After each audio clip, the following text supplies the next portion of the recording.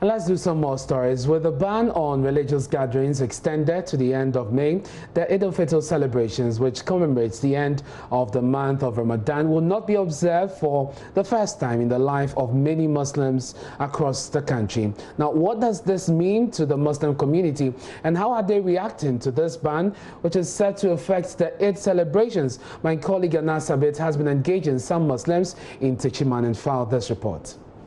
In my address to workers and the nation on May Day, I announced the extension of the closure of our borders for one more month as the means to continue halting the importation of the virus into our country. Tonight, I've come into your homes to announce that the ban on public gatherings, as set out in Executive Instrument number 64, has been extended also to the end of the month, i.e. 31st May.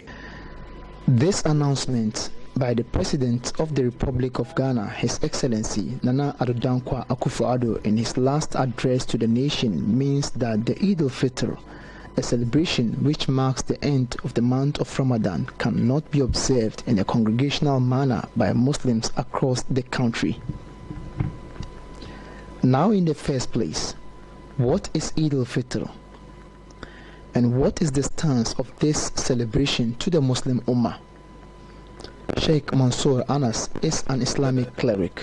Before the immigration of the Prophet ﷺ from Mecca to Medina, the people of Medina used to celebrate in their own way before the arrival of the Prophet ﷺ. When the Prophet ﷺ reached Medina, he said, Allah has replaced the two is that they used to celebrate with two which are better than what they used to do, the Eid al-Fitr and the Eid al-Adha.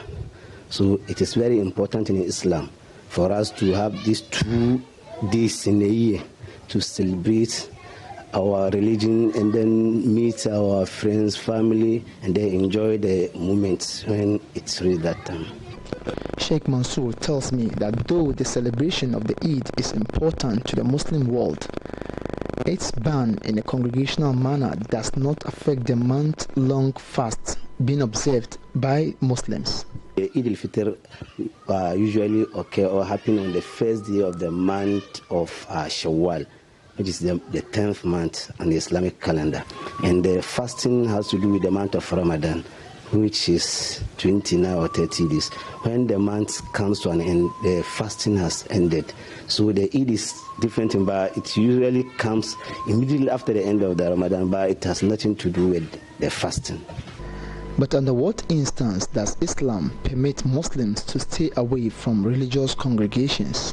When there is some outbreak of a pandemic in any area, any part of the world, the Prophet ﷺ advised the Ummah, if you are not at that area, don't go there.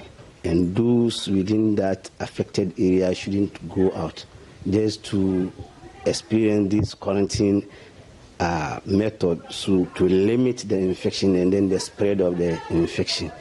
And even some instances when there is some extreme cold weather, after the azan, they used to see woman sha'a qa'ada, who wishes to just stay at his home and then pray. So if something like this happens, we have to know that Islam is a religion that comes to protect mankind. And there is nothing in the religion or in Islam which will impose us to do something. If that thing will cause harm to our health or to our life, the religion allows us to do that. To the Muslim populace, what does this ban mean to them?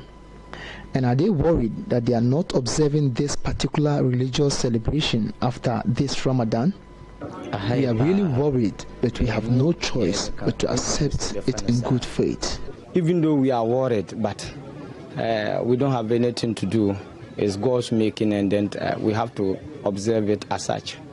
They, however, called on colleague Muslims to desist from holding events capable of defying the directives being laid out by authorities. This is not a punishment from any other person, because it's God's making, and then we have to obey whatever God has given to you. You will take it. So I urge my colleague Muslims to obey, not to disobey. I call on colleague Muslims to adhere to the President's directives. That will be very helpful to all of us. Reporting for Joy News, Anas Sabit, Tichiman.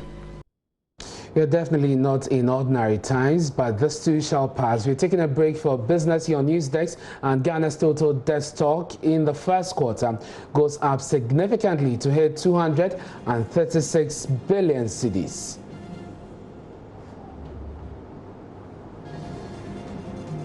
Darkwal has details after this break.